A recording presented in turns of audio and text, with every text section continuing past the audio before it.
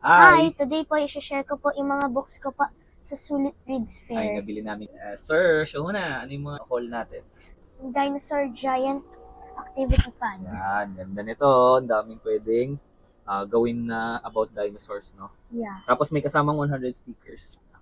And ito. Si Winnie the Pooh Giant Color Me Pad. Need kasi ni Gabe ng mga activity pag finish na yung time niya sa iPad, di ba? Next, we have Lots of look and find. yan, Let's yung spot mga the difference. yan, maganda kasi 'to eh. Yung mga spot the difference. And ito. Yung Mom, the fill in A to Z. You and me. Ano namin 'to? Project namin 'to for Mommy. Para sa birthday niya. Tapos, syempre, hindi pwedeng mawala yung toys, no?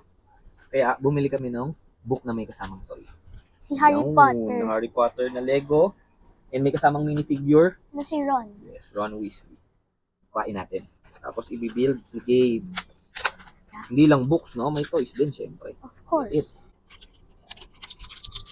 May kasamang accessory na one. Yan, no?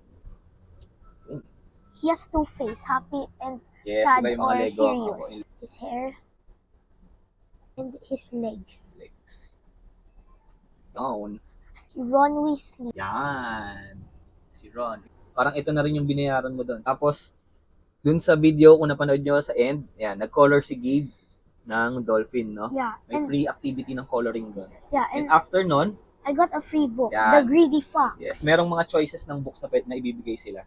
Free lang pagka nagawa mo yung coloring. Yeah, and meron din pang Filipino version. Yes, ang matakaw na tumagong. Yan, ganda, no? Babasahin ni Gabe yan. Kaya yan yung pinili niya. Siya pumili niya. Yeah. That's all. Peace! Thumbs up. Follow for more.